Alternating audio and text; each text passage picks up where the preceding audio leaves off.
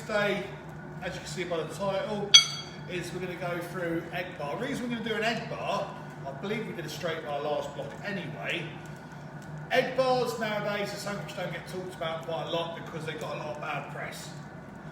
Egg bars in the early 80s, all the way through the 80s into the 90s, were the golden shoe which fixed everything. The only problem with the egg bar is people would start taking it to extremes and vets got involved and started prescribing them. The idea of an egg bar is you give the structural rigidity and stabilisation of a bar shoe 360 degrees, but you're giving, because of the shape, it allows you to fit a little bit further out the back, give a little bit more caudal support. This was a very good shoe for horses with navicular disease, stuff like that, tendon lesions, anything that needed caudal support.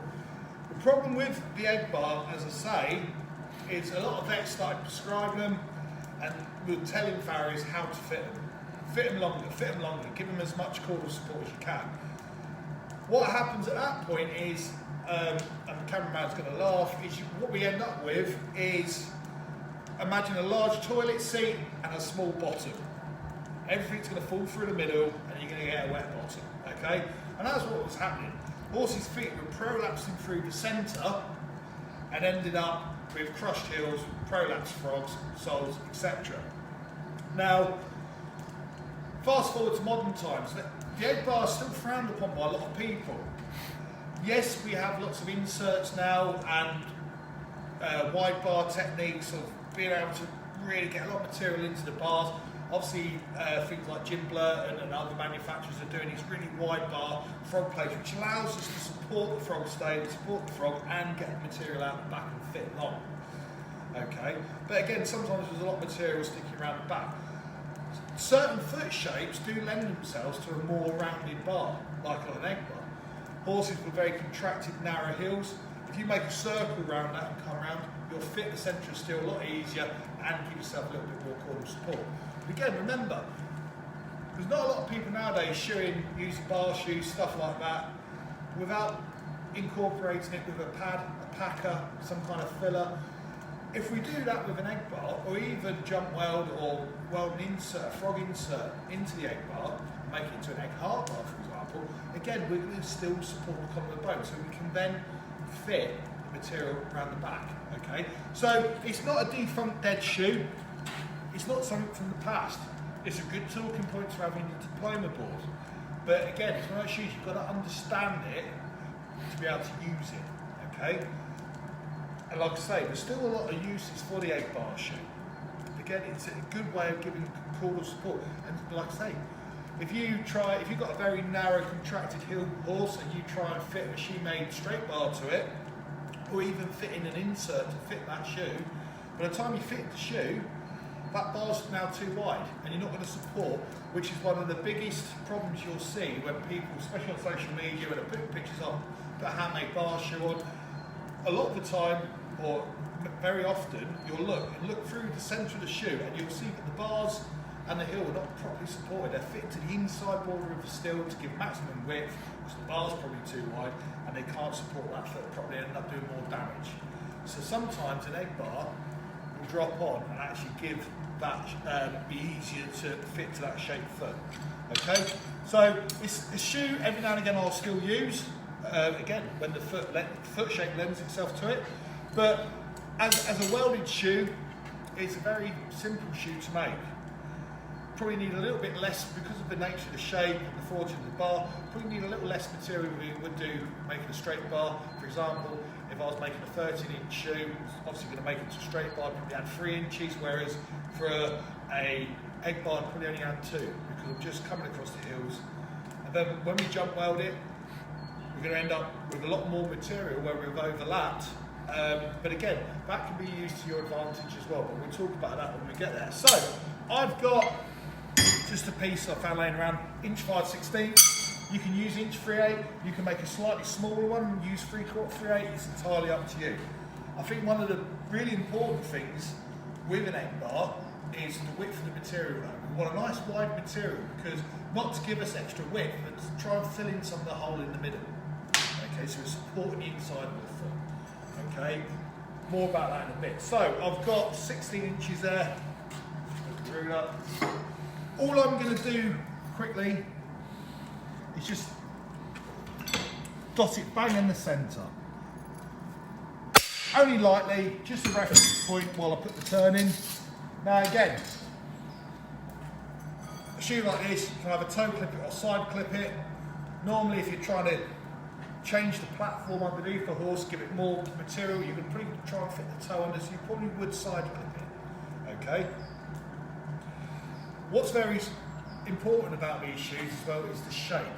Some people make too much of a pointy, narrow egg.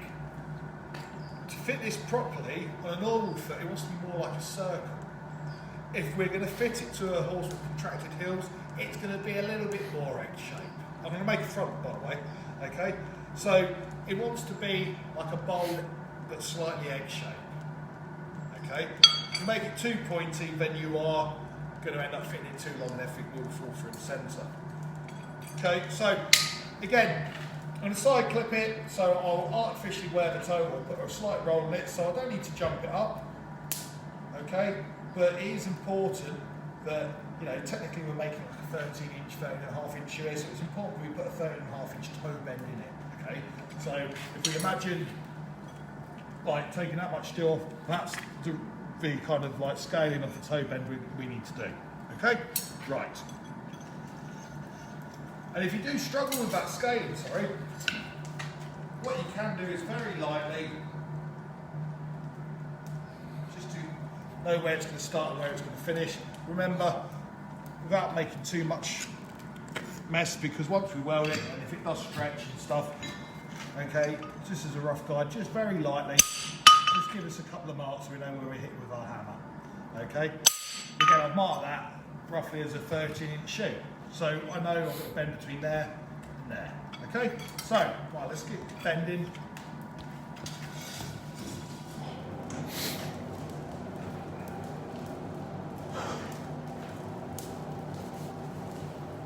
But again, you know, it's one of those shoes, there's a lot to talk about. You know, it'd be a great shoe to have on your shoe board. I know some people out there will say things like examiners don't want to see, but you know, people don't like egg bars, you know, don't put one of those on your shoe board.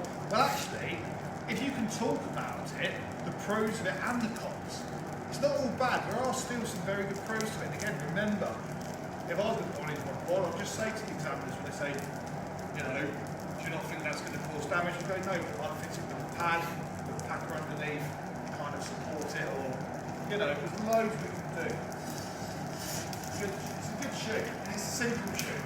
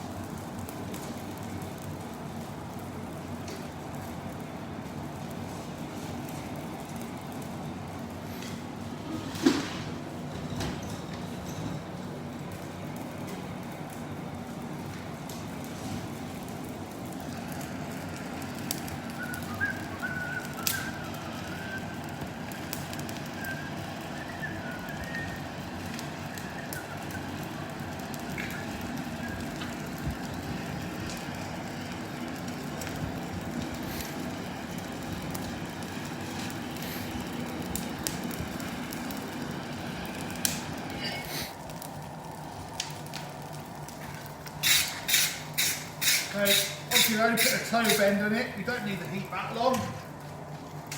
Just break them nice as we go. Just centralise it down a little bit. And then find your darts, put your toe bend in.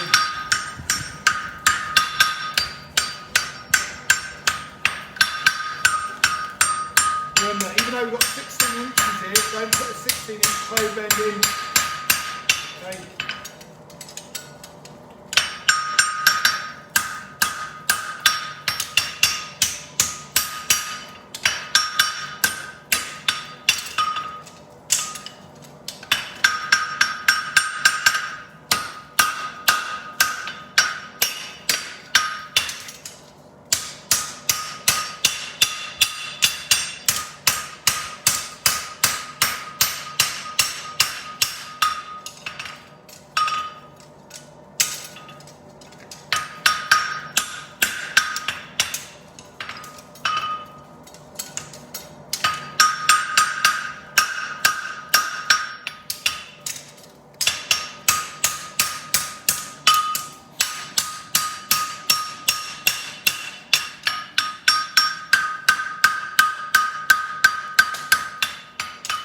Okay, so when we're happy with our toe bend,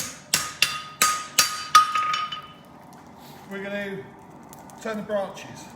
It's important to remember that what we're going to try and do is get this corner into the centre and get a nice uniform curve around it. Again, with the overlap we end up with, we're going to end up with quite a thick bit where the weld goes. That's fine because we can forge that around the bick of the anvil. We can adjust that. Okay, so our initial shape is going to be a bit more teardrop-like than the finished product. We want a nice long straight, a nice long heat, but we want to have a uniform curve all the way around to the heel. What some people do is they break the toe corners and they just leave it straight. That's very difficult then to get a uniform curve in it once we've finished the process.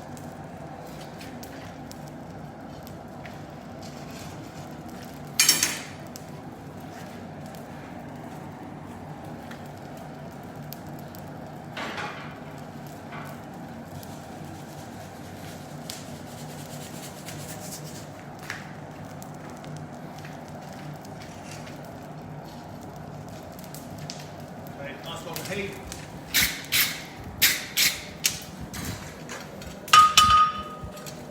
All we simply do is start at that end, just break it over the long axis of the bick, get a nice flowing bend in.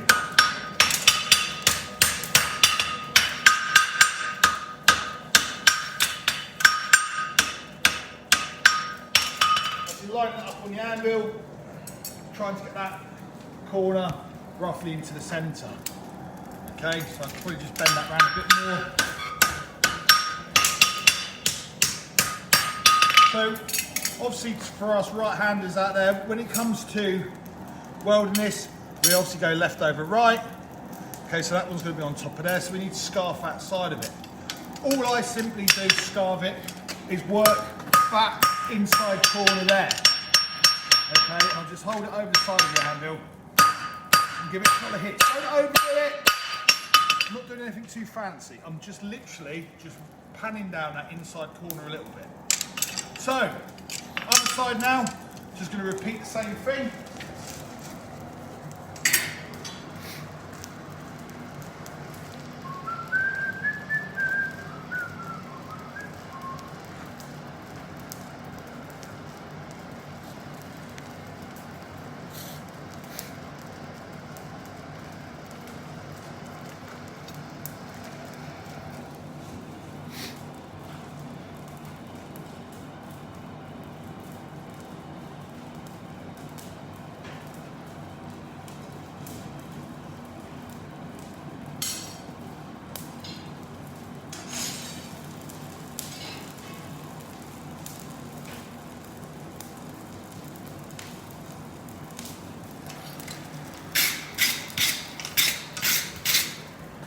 So again, same again, getting bending that end. Again, before I close it up too much though, I'm going to get that scarf in now, because when I overlap it, I won't be able to do it. Okay, so exactly the same thing again.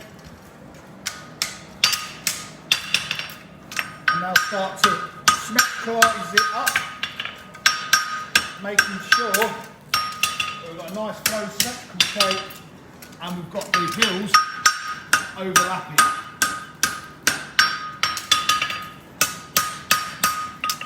So at this stage, don't just start banging it on top, because you've got one side which is warm, the other side's quite cold now, and you'll end up losing the symmetry. So let's just get a slight all over heat on it, nice and even.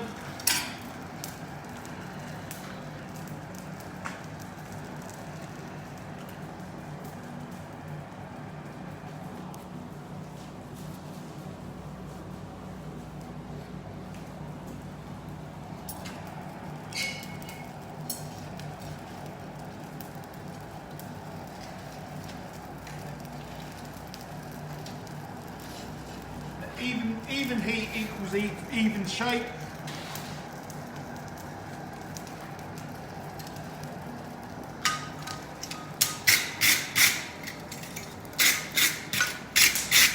When they keep it clean.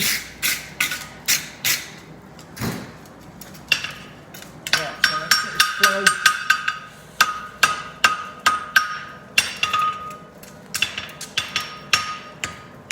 Put a tip tapping the top corners in together to overlap. Then level the back side. That will start to pull the corners down into the scarf.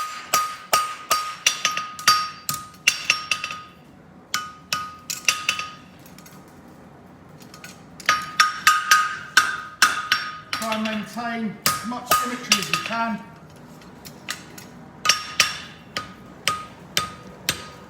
So once the 2 points are married up, okay, level it down.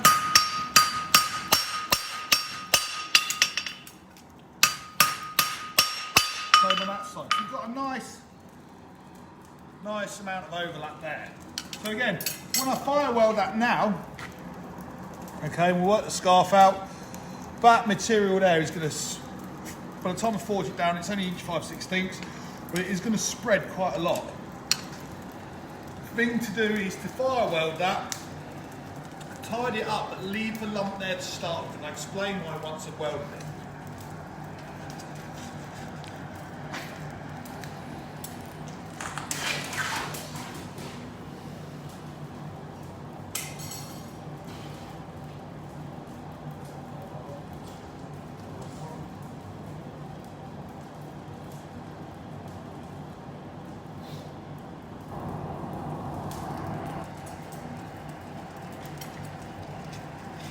So just getting the overlap nice and warm, but nice and even.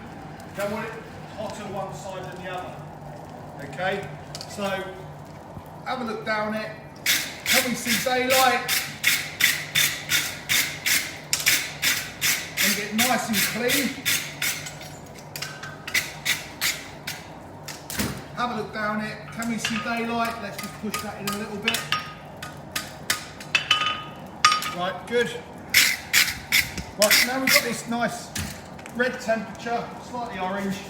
We're going to apply our flux.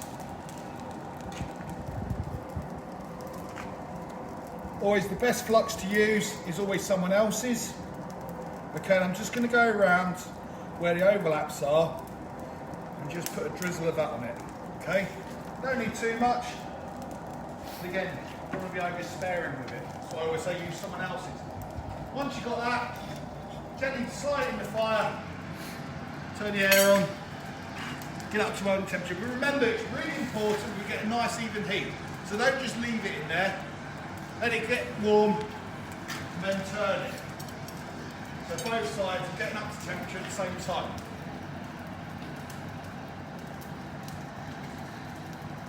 Don't rush it, don't have the fire blaring, let it get all the way through hot. Sometimes you're not careful, you just end up burning the outside. And again, fluxes, like we have now, like the Iron Mountain, you can actually weld at a lower temperature. So as soon as it starts to sparkle away a little bit and you can see the flux running, now it's time to get out and hit it, okay?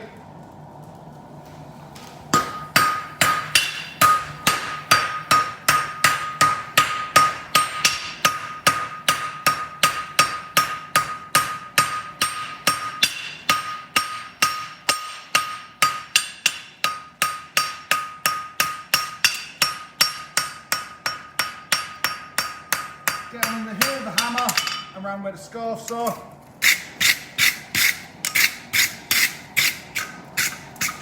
As you can see there, I've got this nice pointy bit at the back. Okay, so I'm going to put a bit more flux on it just to get rid of the scars, and then I'm just going to start working that point in and tidying up the road around the back. Okay, but it's important when you do it, find this radius of the handle you want it to fit into, get it good and hot, and hit that top point, okay, and flatten. Get that on there.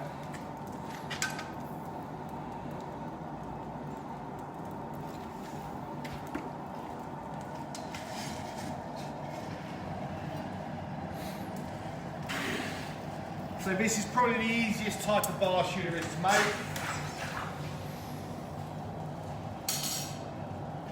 especially when you're starting to learn how to weld as well, because it doesn't take a lot of setting up.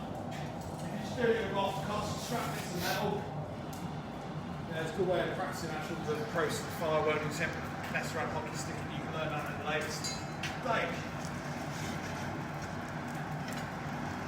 And just get yourself to temperature again.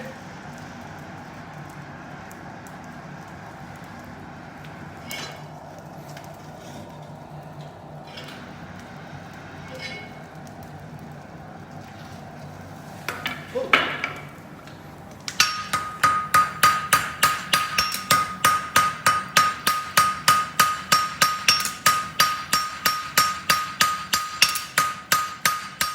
Okay, so we've got to that point now. That flux off, and then get it on the predetermined part of the handle. Hit there. I'm not moving the shoe, I'm just moving the arm. I'm going around it. Don't overdo it.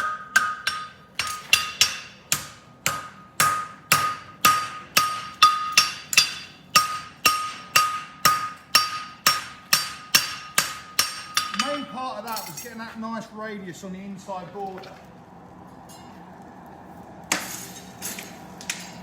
Now if you were making this for a horse, or if the horse is in front of you, you're either going to have measurements or you can have a foot's trial, okay?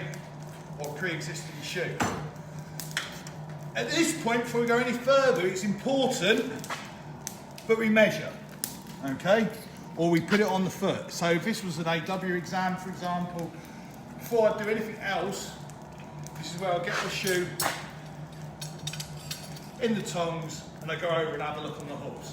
Because what that's going to tell me now, it's going to stretch a little bit when we fuller it and put all the ancillaries on. But have I got enough steel there? As you can see, I've still got this big fat bit there. If I've not got enough steel, I can stretch this, okay? I can forge it back in and make it grow. However, if I'm already to the point where I'm nearly to size, stretching that, I could add up to 3/4 to an inch of material into that. So therefore, I'm going to end up way too big. And again, that's the problem with egg bars. People make them way too big, everything falls through the middle. Looking at that shape and that size, I'm quite happy with that now. And again, if I bend my ruler, like so, and take that back edge off, you can kind of see how much material needs to either be forged or got rid of. Now, to be honest, that's a lot of rasping. Okay, and I certainly don't want that big pointy thing sticking out the back, because that's going to give the horse back foot something to pull off. So I need to lose quite a large proportion of that steel there. So rather than forge it and then become too big, or rasp it and end up with tennis elbow, because there's a lot of rasping there, I'm going to show you a trick. Okay, so the shape of that is absolutely fine. The inside border of it is flowing and it's actually the shape I want it to be. So I just need to lose a bit of the outside border. All I'm going to do, and the thing is, if we ever cut anything off, the trick is to not cut off as much as you think you need to cut off. By the time you've tidied it up, you'll be where it needs to be. Very often, people will overcut to where they think, and then they end up with thin. Remember, it's the back part of the shoe. We do need, that's the bit where we really need the support. Again, another way to do this, if you want to make a really flashy egg bar, is then forge that lump through to the centre and make a big front clip. And again, quite difficult to make look nice. So what I'm going to do here, I've got an old fuller, and then fullers are designed to go round with an upright back end. So all I'm going to do,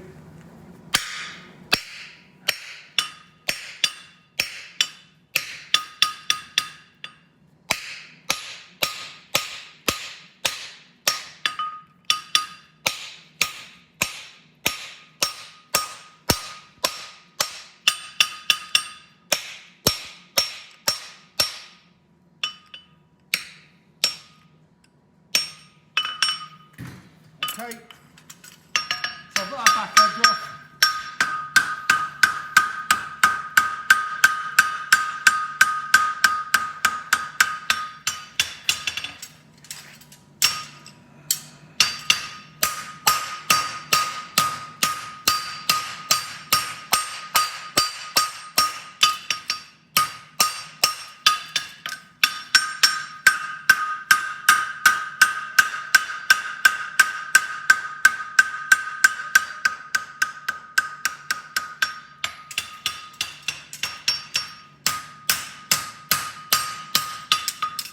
That's how we end up with our foot shape.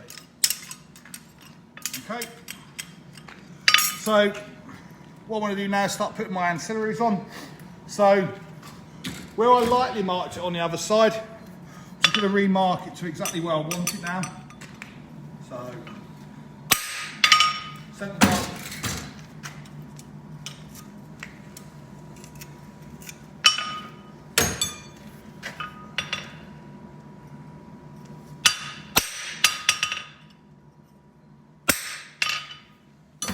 So everything's got a mark. So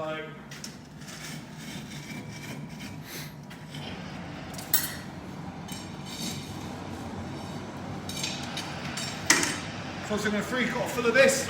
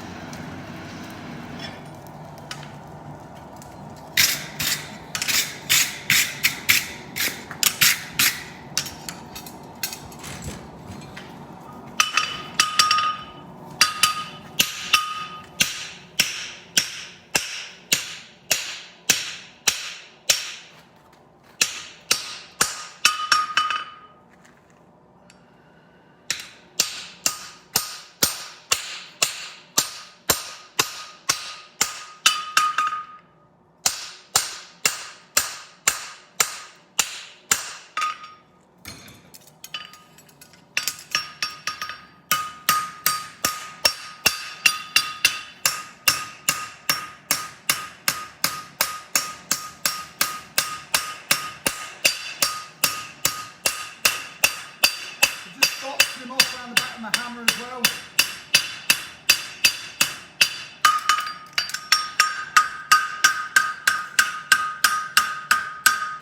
Right. So just going to get another heat on that branch, finish my footer in, hem it back in, and just punch my nail holes. Now again, like I said earlier, I'm going to side clip this. The nail format I normally go into when side clipping. So I'll always put 8 nail holes in, 4 on each side, and then probably put my clip between, you know, again, if you think about most machine-made shoes, most side clips always between the second and the third nail.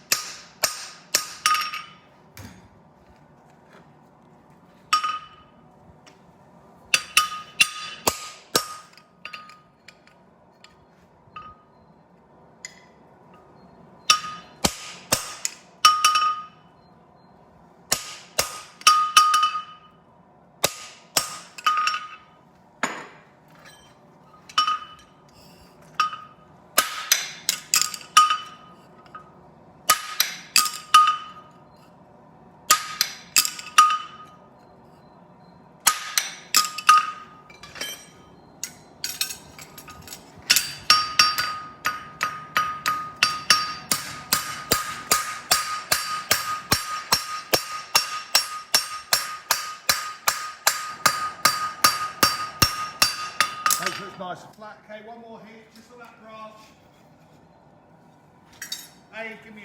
Give me an opportunity just to pan that toe down a bit and artificially wear it as much as I can, and then just blend that branch in, go through the fuller in, tidy it all up.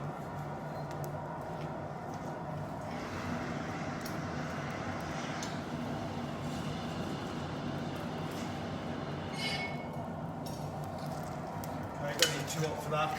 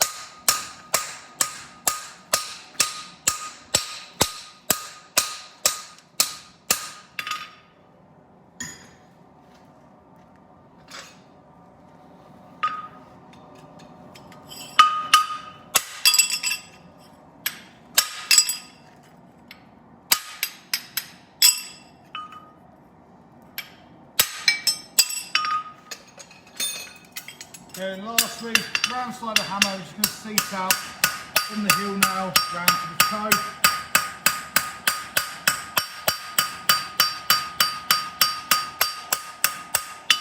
Okay, so now we repeat on the other side.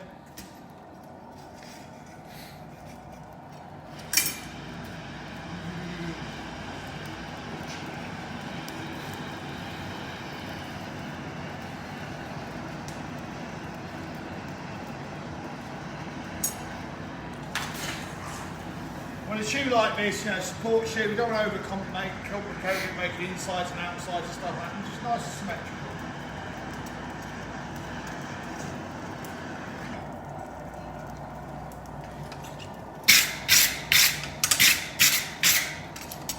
Okay, so again,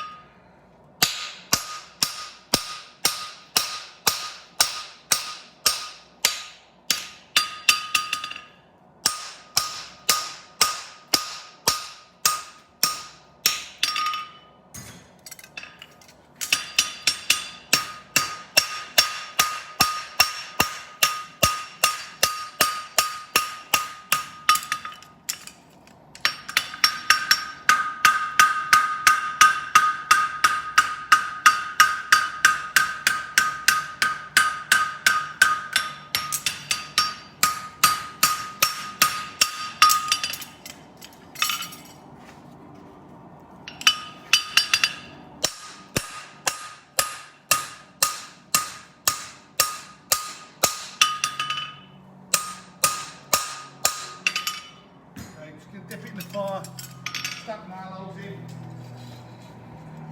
a bit more.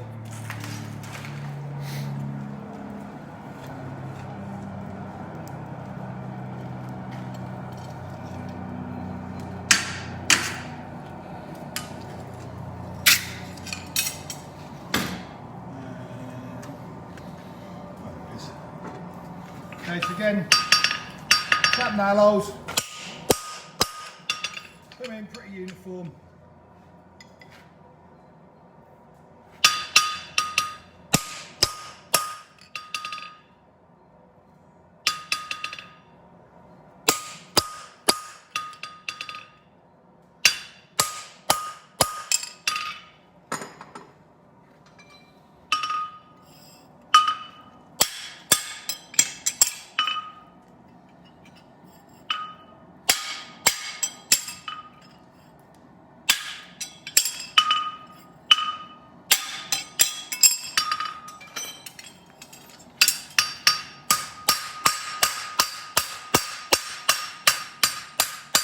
Then just get them warm again, tighten them all up, finish them off.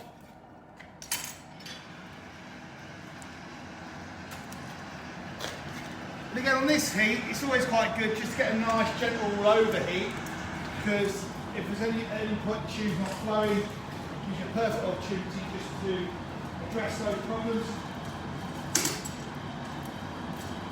So everything's in the right place before we commit ourselves and start twisting it.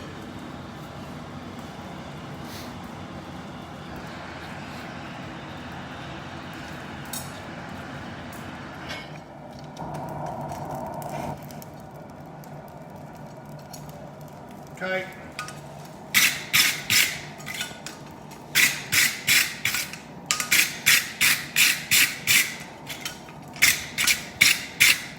Nice and clean.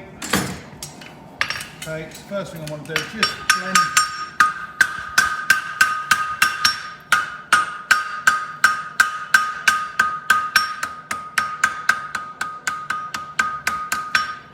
That's nice and flowing.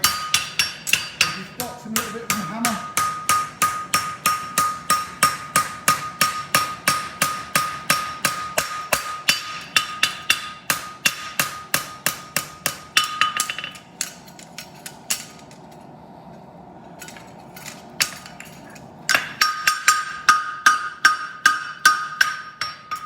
The other key thing as well when we're making sort of shoes like this is the fact we get our start and our stop with our fuller in about level, because otherwise it will always look wrong. And when you're trying to balance something, if the lines are not starting and finishing in the same place, they're just going to make our life a lot harder.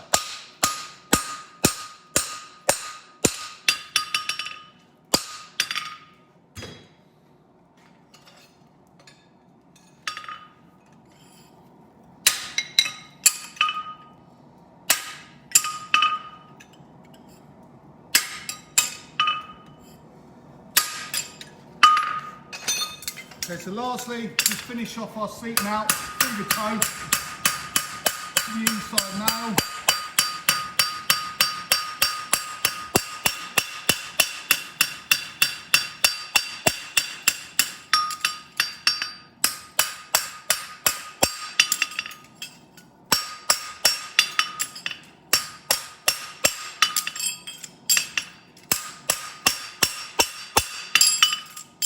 Make sure inside borders, we've not got any lumps and bumps in them, so everything's nice and flat. So,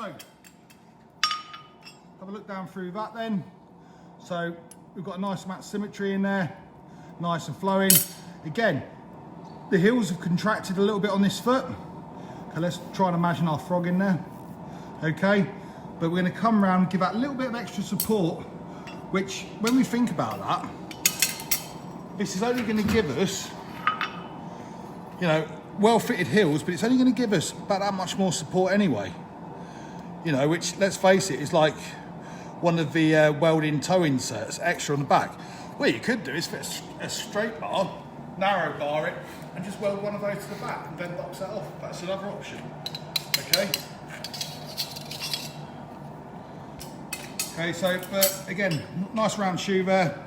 If anything, I could just do with just straightening in that last quarter there a little bit. That's easy.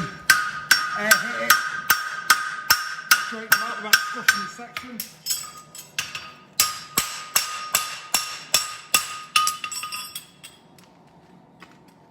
And there you go. More symmetrical. That's what I like to see.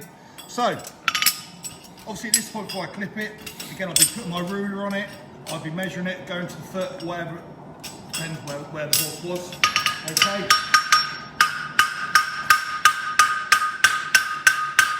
So again, all I want to be doing now is clipping it. I've already said I'm going to be putting the clips. If I put the clips behind the first nail, they're going to be too far forward. It'd be like trying to put a hind shoe on. You know, I'm not going to achieve anything. And also, if you put them too far forward, you contract the toe. Okay, so let's get them a little bit further around, not to the widest part, but just in front of that. Okay, so.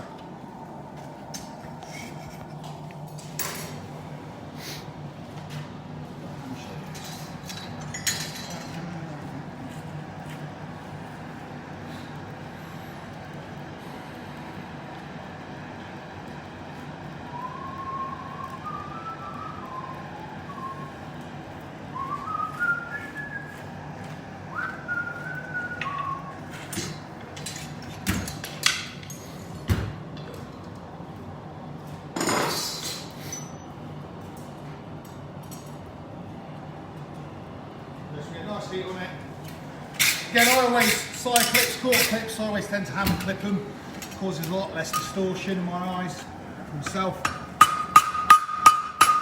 And the great thing about these double enders, I can get him going with the cross plane, then finish him on the ball plane.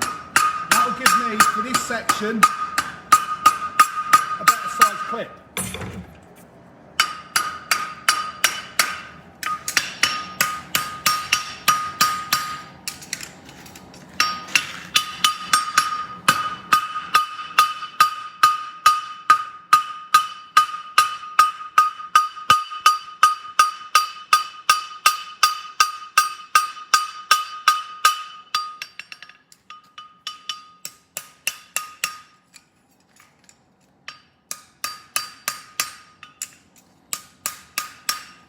Level up behind the clip,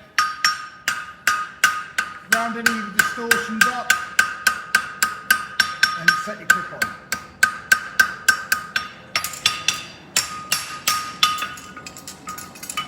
As it is, the clip that side's just wandered off a little bit, so I'm just going to very quickly just rectify it.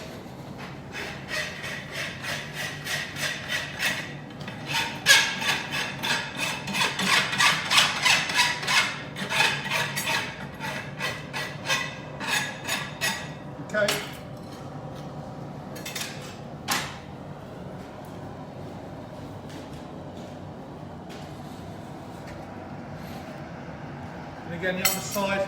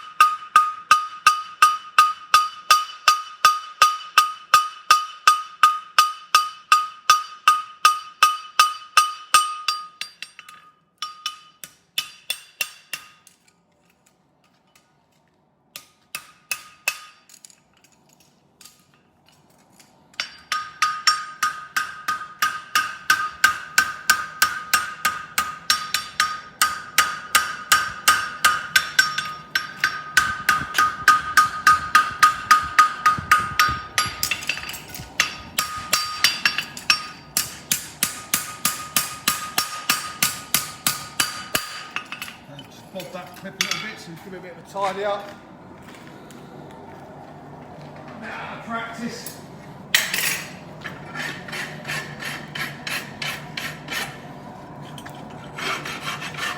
Nothing the beanie file won't fix.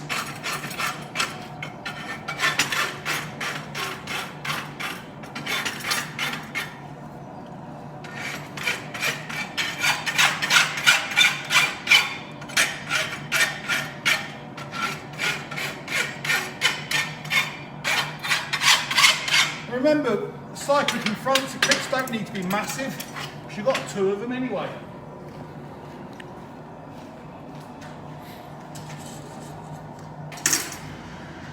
So really all I need to do now is just quickly tidy up the back part of this bar. Easily done. One of the easiest shoes in the world to rasp.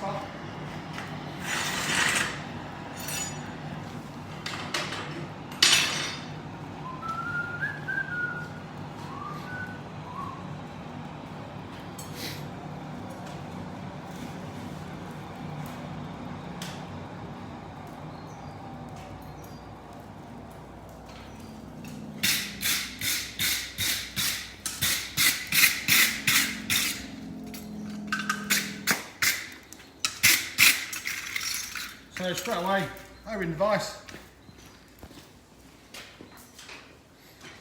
Get the toe in there. Just going to go clean it flat on top and just blend.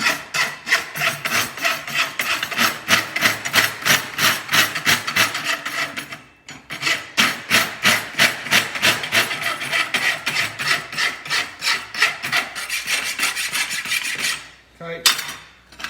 Blend it, get a file on top, again, give it clean, get this scar off, etc. Go around the outside border, make it nice and flowy. Same again there.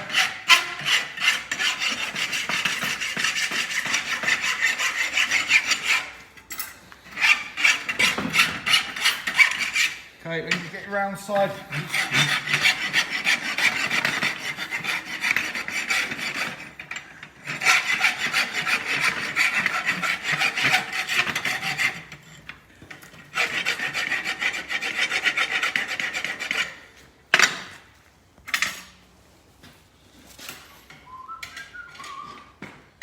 toe in. I'm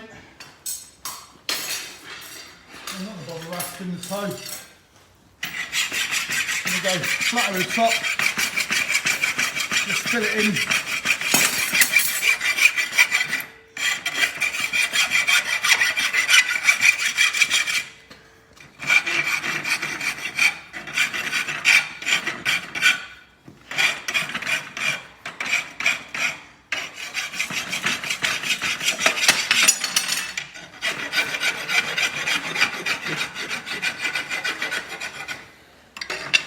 edges off.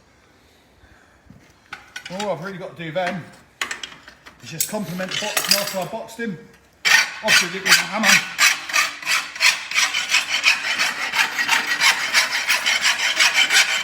Remember, the foot's already contracted, so we're just going to give it enough room to expand from behind the clips.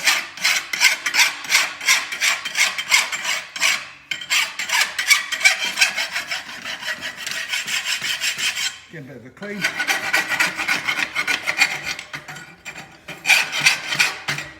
And that is that. The last thing to do now is get it a little bit warm.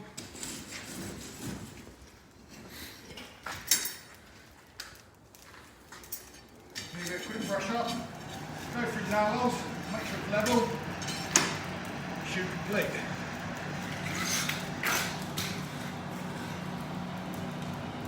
Well, wait for it to get hot. Anyone got any questions?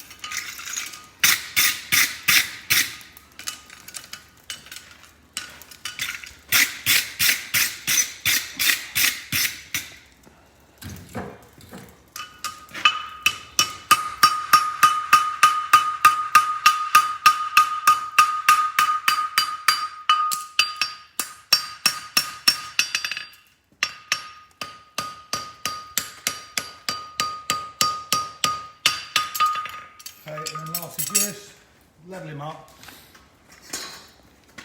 Just gonna very lightly, just go through the fulling. Give that a clean.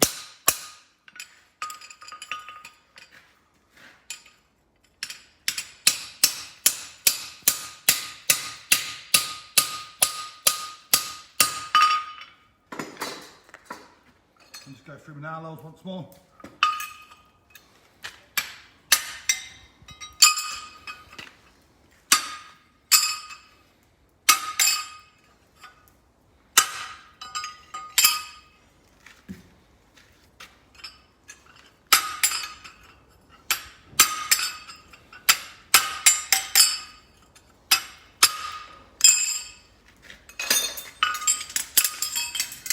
Back ritual.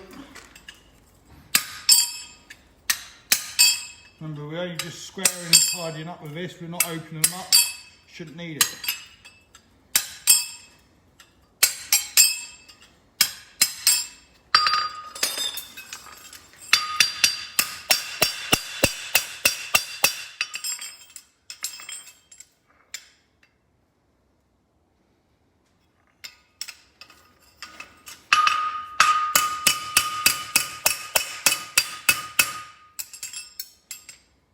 Okay, happy with its level.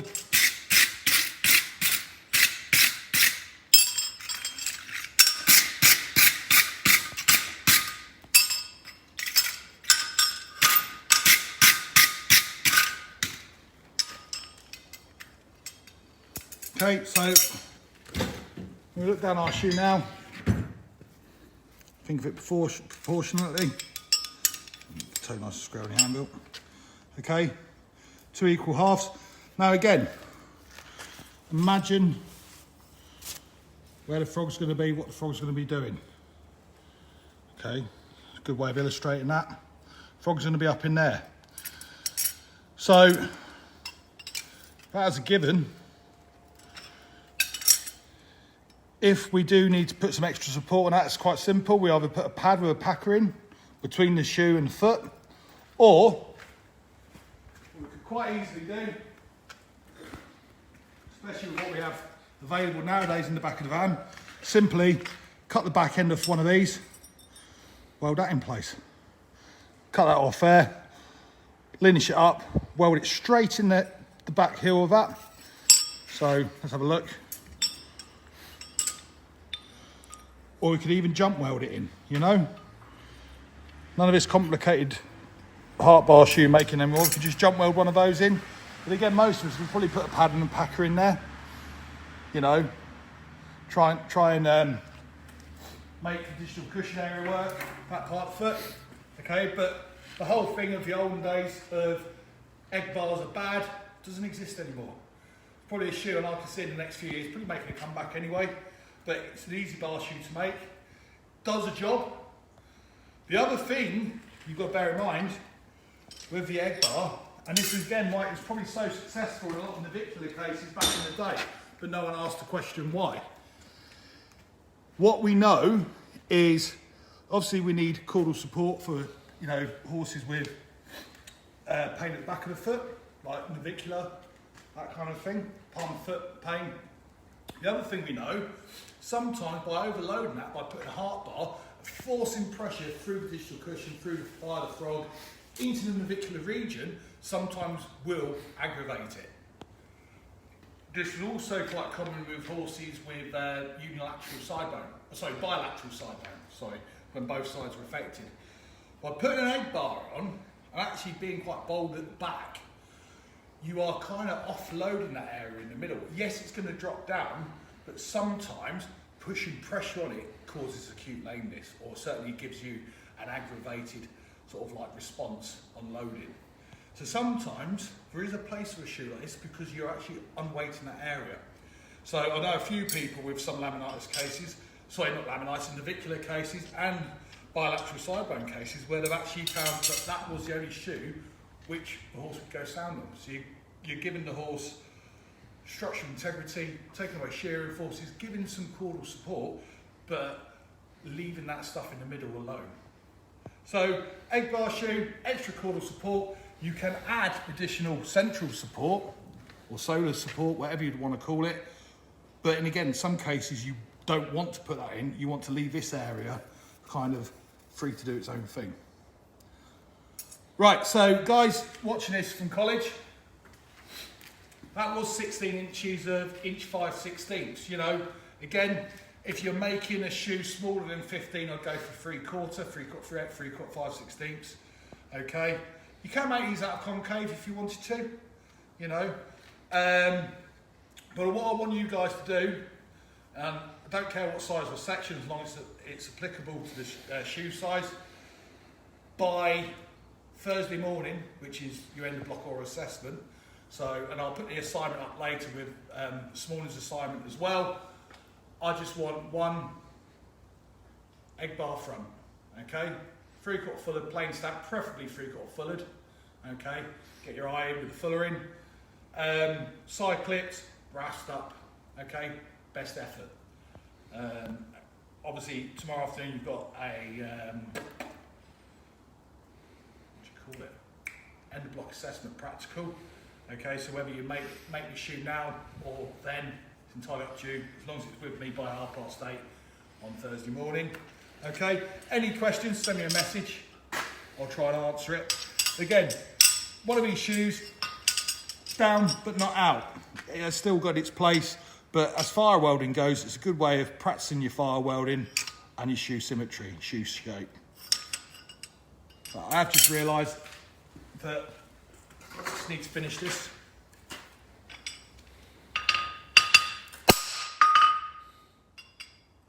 That's better.